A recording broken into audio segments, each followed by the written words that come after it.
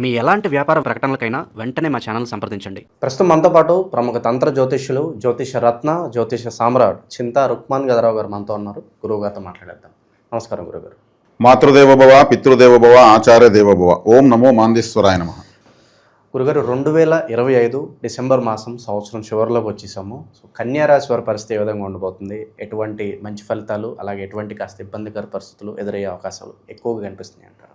2025 సంవత్సరం డిసెంబర్ మాసం కన్యారాశి వాళ్ళ యొక్క మాస ఫలితాలు చెప్పిన ముందు మన వాళ్ళు ఎక్కువగా తెలుగు మాసాల కన్నా ఇంగ్లీష్ మాసాలకు ఎక్కువగా అలవాటు పడ్డారు కాబట్టి ఇది ఇంగ్లీష్ సంవత్సరంలో చివరి మాసం.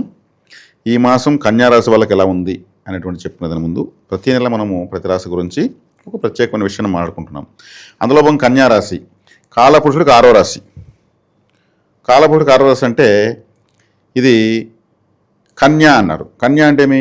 ఒక స్త్రీ, ఒక యవ్వనవతి అని అర్థం. ఇప్పటి వరకు మనం పురాణాలు వెనక్కి వెళితే ఒక స్త్రీ గురించే మొత్తం జరిగింది. యుద్ధాలు, కథలు, పురాణాలు మొత్తం ఇంతవరకు చరిత్ర జరిగింది మొత్తం స్త్రీ వెనకనే జరిగింది. మహాభారతం ఎత్తుకుంటే ద్రౌపది చుట్టూ జరిగింది. రామాయణం ఎత్తుకుంటే సీతాదేవి చుట్టూ జరిగింది.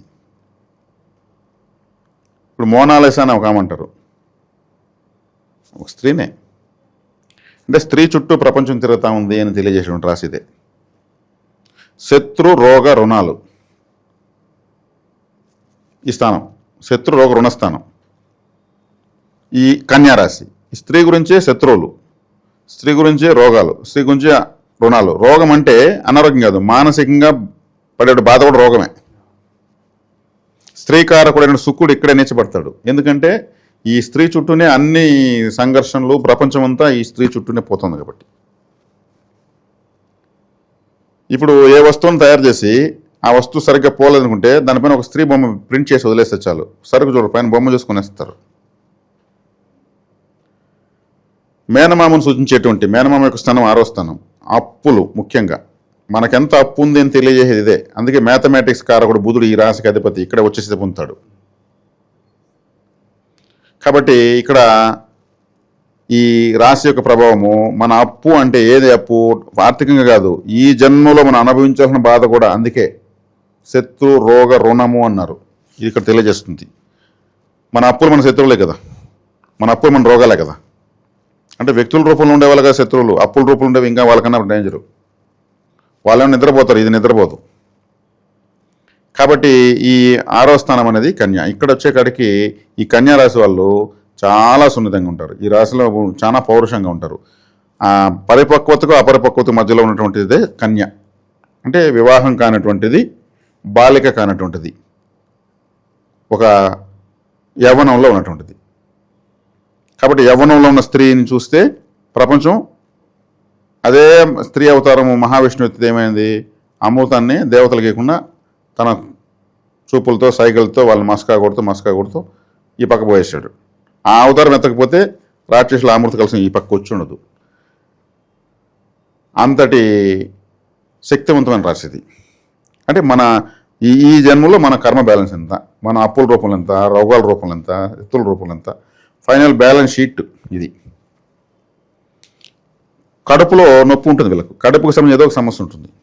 కుడివైపు డొక్క అంటారు. కాలపురుషుడికి ఇక్కడ వస్తుంది. ఇక్కడంతా మీ కింద మనం చెప్పిన రాశులన్నీ తులారాశి, తొడలు ధనుసు రాశి, మోకాళ్ళు మకర రాశి, పిక్కలు కుంభరాశి, పాదాలు మీనరాశి. ఈ రాశుల గురించి మనం వివరించాం తర్వాత రాశుల్లో. ఇప్పుడు వచ్చే ఇక్కడ కన్యారాశి ఉంటుంది మన శరీరంలో. కాల పురుషుడు అంటే స్త్రీ అయినా పురుషుడైనా ఈ కడుపు భాగం. కన్య గర్భవతి అవుతుంది కదా, కడుపుతోనే కదా అవుతుంది. ఆ నొప్పి వచ్చినప్పుడు కదా ప్రసవ వేదన అనేది ఉంటుంది కదా. ఇట్లా ఆలోచిస్తూ వస్తే అన్నీ కనెక్ట్ అవుతాయి. కాబట్టి గ్యాస్ట్రిక్ ప్రాబ్లం కానీ, అజీర్ణం కానీ, వేడి చేయడం కానీ, మలబద్ధకం కానీ, ఫుడ్ పాయిజన్ కావడం కానీ ఏదో ఒకటి ఈ కన్యా రాశిలో వాళ్ళకు పుట్టిన వాళ్ళకు ఉంటుంది. ఆ రాశిలో పుట్టారు కాబట్టి. ఈ కన్యా రాశిలో పుట్టిన వాళ్ళకు ఎప్పుడూ అప్పులు కలిసి వస్తాయి. అప్పు చేస్తూ వీళ్ళు అప్పు తీరుస్తూ వస్తే అప్పులే కలిసి వస్తాయి. కానీ కరెక్ట్గా ఉపయోగించుకుంటే వీళ్ళకి లైఫ్లో అప్పు లేదని మాత్రం ఉండరు. దాన్ని కానీ తీర్చారంటే ఇంకా ఎక్కువ మళ్ళీ డబ్బు అపురూపం వస్తుంది. ఇది రుణ రాశి, రుణంతోనే సక్సెస్ అవుతారు. వీళ్ళు కానీ బ్యాంకులో లోన్ తీసుకుని పర్ఫెక్ట్ ఇక్కడ ఇస్తే వాళ్ళు 1,00,000 2 లక్షలు మళ్ళీ వాళ్ళే ఇస్తారు, తక్కువ వడ్డీకి ఇస్తారు. దానికైతే 4 లక్షలు ఇస్తారు. దాంతో వీళ్ళు ఇంకా ఎక్కువ సంపాదించుకుంటారు, తక్కువ వడ్డీకి ఇక్కడ కడేస్తారు. కాబట్టి వీళ్ళకి కలిసి వచ్చేది అప్పే. వీళ్ళు అప్పు లేదు అనిపించుకోవాలంటే కష్టం, అంటే ఆర్థికంగా. రుణం కలిసి వచ్చేటువంటిది, డబ్బు రూపంలో రుణం అప్పు కలిసి వచ్చేటువంటి రాశి ఇదే. ఇలా అప్పు చేస్తూ అన్ని సమస్యలు తెచ్చుకోవచ్చు. నాకు అప్పులే ఉండకూడదు అనుకుంటే ఇంక నీకు జీవితమే లేదని అర్థం అని తెలియజేసేది కన్యారాశి. మేనమామ తల్లికి తమ్ముడు అంటే మాతృస్థానం 4వది, దానికి 3వ స్థానం ఇదే. మేనమామ ఇంట్లో కష్టాలు ఉన్నాయా లేదా ఈ స్థానాన్ని బట్టి చెప్పొచ్చు. ఇది బాగుంటే మేనమామ బలంగా ఉంటాడు. ఈడ కానీ ఈ రాశి బాగాలేకపోతే మేనమామ కష్టాల్లో ఉంటాడు. జీవకారకత్వంలో మేనమామ వస్తాడు, దేహకారకత్వంలో కడుపు వస్తుంది. ఇది క్లుప్తంగా ఈ రాశి గురించి. ఈ రాశి వాళ్ళు తెలుసుకున్నారంటే సంతృప్తి చెందుతారని మనం చెప్పాము. తర్వాత ఈ ప్రస్తుతానికి ఈ మాస ఫలితాలకు వద్దాం. 10వ ఇంట్లో గురువు, 7వ ఇంట్లో శని, 6వ ఇంట్లో రాహు, 3, 4 స్థానాల పైనగా బుధుడు, శుక్రుడు, కుజుడు, రవి.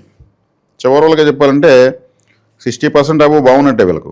6వ ఇంట్లో రాహు సూపర్, 7వ ఇంట్లో శని సూపర్.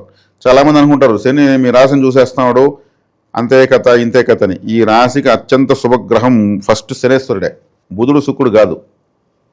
శుక్రుడు ఎందుకు కాదంటే శుక్రుడు ఈ రాశిలో నీచబడతాడు. శనేశ్వరుడు ఈ రాశికి 5వ ఇంటి వాడు, కోణాధిపతి. కోణాధిపతి 7లో ఉంటేమి 12లో ఉంటేమి ఎక్కడున్నా మంచిగా చేస్తాడు. డైరెక్ట్ రాశిని చూస్తున్నాడు, మంచి చేస్తాడు. ఇప్పుడు కేంద్రంలో పాపగ్రహం ఉంది. అంటే పాపగ్రహం అంటే గురువు. ఈ రాశికి గురువు పాపం, బాధకాధిపతి పోయి కేంద్రంలో ఉన్నాడు. అంటే రాశ్యాధిపతికి ఇంకొక రాశి అయినటువంటి కేంద్రంలో ఉన్నాడు. పాపగ్రహం కేంద్రంలో యోగిస్తుంది, శుభగ్రహాలు కోణంలో యోగిస్తాయి. దాని ప్రకారం ఆ సూత్రం ప్రకారం గురువు బాగున్నట్లే, కంఫర్ట్గా ఉన్నట్లే. కేతు వ్యయంలో ఉన్నాడు, మోక్షస్థానంలో మోక్షకారకుడు. ఆ డిపార్ట్మెంట్ క్యాండిడేట్ అక్కడే ఉన్నాడు, కంఫర్ట్. కాబట్టి ఇక్కడ 2, 3, 4 స్థానాల పైనగా బుధుడు, శుక్రుడు, రవి, కుజులు 7 శుభాశుభ మిశ్రమంగా ఉంది. బుధుడు, శుక్రుడు ఉన్నారు, వీళ్ళంతా టీమ్గా పోతున్నారు. బుధుడు, శుక్రుడు మిత్రులు, కుజుడు, రవి మిత్రులు. కొంచెం పోటాపోటీ తన 2, 3 స్థానాల పైన ఉంది. 4వ స్థానం పైన కూడా ఉంది. అక్కడ మంచి ఉంది, కొంత టెన్షన్ ఉంది. మంచి టెన్షన్ ఇవి పోటీ పడుతుంటాయి. కాబట్టి ఫైనల్గా ఎత్తుకుంటే వీళ్ళకి బాగుంది. ఎందుకంటే శని, రాహువు, కేతువు, గురువు బాగున్నారు. దీర్ఘకాలిక సంచార గ్రహాలు బాగున్నాయి. నెల రోజులు, 28 రోజులు, నెలన్నర వచ్చే గ్రహాలు ఫాస్ట్గా మారిపోతాయి. నెలన్నర కదా మళ్ళీ నెలకు మారిపోతాయి కదా, ఫాస్ట్గా జర్నీ చేసేవి. ఇవి దీర్ఘకాలంగా ఒకే చోట ఉండేవి, కంఫర్ట్గా ఉన్నాయి. కాబట్టి కన్యా రాశులకు బాగుంది. విద్యార్థులు, నిరుద్యోగుల పరిస్థితి ఏంటి? విద్యార్థులకు ఇంకా మార్చి మాసం వస్తూ ఉంది. మార్చి మాసం వస్తున్నప్పుడు వీళ్ళు ఎక్కువగా కొంచెం ఎఫర్ట్ పెట్టుకోవాలి, పెడతారు కూడా. పౌరుషం ఎక్కువ ఈ రాశి వాళ్ళకు. ఎందుకంటే సూర్యుని యొక్క ఉత్తర నక్షత్రంతో ఈ రాశి ప్రారంభమవుతుంది. సూర్యుడు అంటే పౌరుషం, రాజు కదా, గ్రహరాజు కదా. చిన్న మాట అంటే కూడా వీళ్ళకు తట్టుకోరు.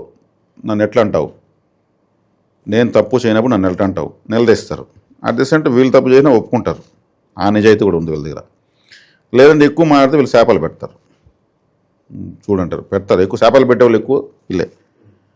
అందుకే ఒక ఈడు వచ్చిన బిడ్డ ఒక మాట అంటే మనకు తగులుతుంది, కన్యా శాపము అంటారు చూడు.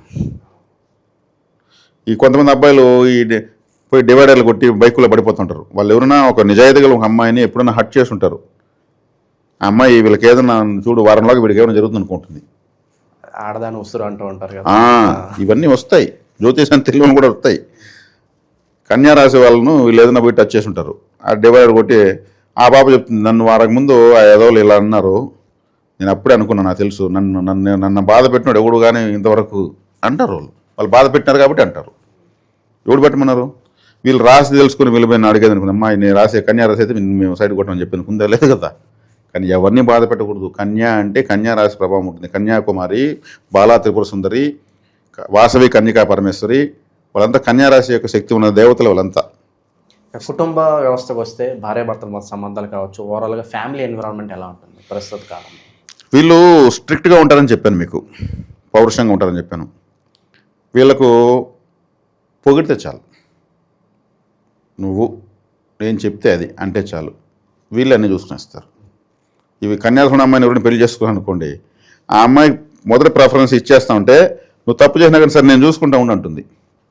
నీకేంది ఏం చెప్పేదని అనుకో, ఎవడరా కట్టుకోమని నన్ను పెళ్లి చేసుకున్నాను, నన్ను ఎందుకు పెళ్లి చేసుకున్నావు, ఆ మాటనేవాడు.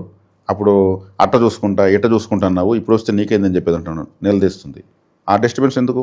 కన్యారాశి కన్యా లగ్నం అనుకున్న అమ్మాయికి మొదటి ప్రిఫరెన్స్ నాలెడ్జ్ లేకపోయినా ఒకటి ఇవ్వు, అప్పుడు నీకు అనుకూలంగా మారుతుంది. కాబట్టి కుటుంబ వ్యవస్థ ఈజీగా కన్యారాశి ఉన్న అబ్బాయి కూడా అంతే, అబ్బాయికి అతనికి భర్తగా ఉంటే అదే ప్రాధాన్యత ఇవ్వాలి, ఇస్తే అన్నీ చూసుకుంటారు, ఏమి ఇబ్బంది లేదు. వీళ్ళు మ్యాథమెటిక్స్ అని చెప్పాను, శత్రు రోగ రుణాలు బ్యాలెన్స్ ఎంత అనేది వీళ్ళు ఒక చిత్రగుప్తులు లాంటి వాళ్ళు, మొత్తం లెక్క అంతా తెలుసు వీళ్ళకు. అప్పే కలిసి వస్తుందని చెప్పాను, దాన్ని ఎట్లా కట్టాలో తెలుసు ఉండాలి కదా అర్థం. అది కలిసి వస్తుందంటే దాన్ని మళ్ళీ కట్టేగా ఎక్కువ తీసుకుంటే మ్యాథమెటిక్స్ ఎట్లా వెళ్ళు రొటేషన్ చేస్తూ నీకు ఎందుకు ఉండని చెప్తారు. ₹1,00,00,000 కూడా అప్పు తెచ్చుకుంటే ₹1,00,00,000 కట్టేయగలరు వీళ్ళు, మళ్ళీ ఇంకొక 5 కోట్లు తేగలరు. దాన్ని అర్థం చేసుకుని ముందుకెళ్ళాలి. ఇక నిరుద్యోగులు ఉద్యోగస్తుల పరిస్థితి ఇది శత్రు రోగ రుణామన్నాను. ఇది సర్వీస్, ఒకరి కింద పనిచేసేటువంటిది 6వ స్థానము, సొంతంగా వ్యాపారం చేసేది 10వ స్థానము, ఇది 6వ స్థానం అయింది. 10వ స్థానం కూడా వీళ్ళు రాసే వచ్చింది. కాబట్టి వీళ్ళు సొంతంగా పని చేసుకున్నా సక్సెస్ అవుతారు, వీళ్ళు ఇంకొకరి కింద పని చేసినా సక్సెస్ అవుతారు. క్యాలిక్యులేషన్ బాగా తెలిసిన వాళ్ళు కాబట్టి ఎట్లున్నా సక్సెస్ కొడతారు. కాకపోతే వీళ్ళని హర్ట్ చేయకూడదు, మెయిన్ పాయింట్ అది. కొడుకుగా పుట్టిని, కూతురుగా పుట్టిని, భార్యగా ఉన్ని, భర్తగా ఉన్ని, లేదు సమాజంలో ఎవరైనా ఉన్ని, వీళ్ళని హర్ట్ చేయకూడదు. కన్యారాశి వాళ్ళు వీళ్ళగాని మాత్రం మనం పొగుడుతూ అప్రిషియేట్ చేస్తుంటే అభినందిస్తామంటే సూపర్గా సహకరిస్తారు. వీళ్ళకి లేకపోయినా కానీ ఇంకో చోట అప్పు చేసి మన కోసం వాళ్ళు అప్పు చేస్తారు, మనం ఒక లేకపోతే కూడా ఏదో ఒకటి వాళ్ళు కట్టుకుంటారు. ఆ కెపాసిటీ ఉండేవాళ్ళు వీళ్ళు. అట్టనేసి ఇప్పుడు నేను చెప్పాను కదనేసే కన్యారాశి మస్కవుడు పొగిడే వాళ్ళ డబ్బులు ఎక్కడ కొట్టేది తప్పు అవుతుంది, అది చేయకూడదు. అది ఇంకొక రూపంలో మళ్ళీ వచ్చి తగులుకుంటుంది. స్పెషాలిటీస్ ఏమంతా ఇప్పుడు మనం ఏ రాశిని మామూలు ఆషామాష కాళ్ళచక్ర స్వరూపాన్ని చెప్తున్నాం మనం. అవి రాశుల రూపంలో ఇమిడి ఉంటాయి. ఆ రాశి ఎనర్జీతో రిలీజ్ అయ్యేటప్పుడు వీళ్ళు పుడతారు, వర్చువల్గా వచ్చి ఇక్కడ శరీరం తీసుకుంటారు, తల్లిదండ్రులను సెలెక్ట్ చేసుకుంటారు. ఇది ఆత్మవిద్యలోకి వెళ్ళిపోతుంది. ఇప్పుడు మనం చెప్పేదంతా కూడా చాలా చాలా విజ్ఞానం ఉంది జ్యోతిష్ శాస్త్రం వెనక. కాబట్టి కన్యారాశి అనేది అతీతమైన శక్తి కలిగినటువంటిది. కన్య అంటే ఏమి, ఒక స్త్రీ లేకపోతే మొత్తం పురుషులు అంటే ఏమి, ఏంటి లాభమే ఉంది. అందుకే మాతృత్వానికి అర్హత సాధించింది, సంపాదించిన అర్థం. అందుకే కడుపు మాతృత్వము. ఒక స్త్రీ పెళ్ళైతే పిల్లలు పుట్టకపోతే ఆమెకు చాలా తక్కువ దురదృష్టం. పిల్లలు పుడితే ఆమె స్త్రీగా పుట్టేందుకు ఆమెకు జన్మ ధన్యమైనట్టు. అటువంటి కడుపు అనేటువంటి స్థానాన్ని సూచించేటువంటిది కన్యారాశి. ఈ స్త్రీ చుట్టూనే ప్రపంచం నడిచిందని చెప్పాను నేను. ఇప్పుడు కూడా స్త్రీ చుట్టూ ప్రపంచం ఉంది. హీరోయిన్ లేకుండా సినిమా హిట్ చేయమని చెప్పి చూద్దాం. ఒక డల్ ఉండగా హీరో ఒక 4 టాప్ హీరోలతో యాక్ట్ చేశాడంటే అతను పైకి లేస్తాడు, అంతే కదా. కాబట్టి ఏ రంగంలో అయినా స్త్రీలే ప్రముఖ పాత్ర. మన భారతదేశ చట్టాలు కూడా స్త్రీకే అధిక ప్రాధాన్యత ఇచ్చాయి. స్త్రీని దేవతగా భావించాయి, నిత్యాగ్నిహోత్రురాలుగా భావించాయి. నిత్యం అగ్ని వెలిగించేది, స్టవ్ వెలిగించడము, దీపం పెట్టడము, నీళ్లు పెట్టడము, అగ్నికి దగ్గరగా ఉంటుంది. ఆమె ఏ పూజలు చేయాల్సిన అవసరం లేదు. ఆమె దేవతల అగ్ని స్వరూపులు కాబట్టి ఆమె దేవతో సమానము. ఇంటికి ఇల్లాలే దీపము దేవత అంటారు. ఇంత శక్తి మనకుంది. కాబట్టి ఇక్కడ కన్యారాశి వల్ల హట్ చేయకూడదు. ఇక విశేషంగా ఎటువంటి పరిహారాలు దైవారాధనలు ఉంటే బాగుంటుందంటారు? కన్యారాశి వాళ్ళు బుధగ్రహంగా ఉచ్చస్థితి పొందుతాడు. బుధుడు అంటే సరస్వతీదేవి, బుధుడు అంటే మహావిష్ణువు. కాబట్టి శ్యామల దండకము ఎక్కువగా వినడము, విష్ణు సహస్రనామాలు ఎక్కువ వినడం చేస్తుంటే ఈ రాశి యాక్టివేట్ అవుతూ ఉంటుంది. బుధుడు అంటే మహావిష్ణువు, అధిష్టాన దేవత మహావిష్ణువు అంటారు. శ్రీకృష్ణుడు కూడా ఆరాధన చేయొచ్చు. శ్రీకృష్ణుడు చాలా ఇంటెలిజెంట్. బుధుడు అంటే ఇంటెలిజెన్స్. బుధుడు అంటే డాక్యుమెంట్ అంటే ఏమి, సిగ్నేచర్ కన్నా తర్వాత అన్ని డాక్యుమెంట్లు. ఒక డాక్యుమెంట్ రెడీ లాస్ట్లో సిగ్నేచర్ లేకపోతే ఆ డాక్యుమెంట్ వేస్ట్. అది బుధుడే. గెజిటెడ్ ఆఫీసర్ అంటే గ్రీనింగ్ సైన్ చేస్తాడు. బుధుడు అంటే గ్రీన్ కలరు. కాబట్టి ప్రపంచం అంతా డాక్యుమెంట్లో ఉంటుంది. ఏదైనా పెళ్లి పత్రిక, బర్త్ సర్టిఫికేట్ నుంచి డెత్ సర్టిఫికేట్ వరకు డాక్యుమెంట్ అది బుధుడే. కాబట్టి మహావిష్ణు ఆరాధన ఎక్కువగా, మహావిష్ణు సహస్రనామాలు వినడము ఇవి ఎక్కువ చేయాలి. ఇంకా చదువు, డాక్యుమెంట్ చదివే కదా. పచ్చనోటు నల్ల నోటుని ఎందుకంటారు, బుధుడిదే కారకత్వం, కరెన్సీ కూడా.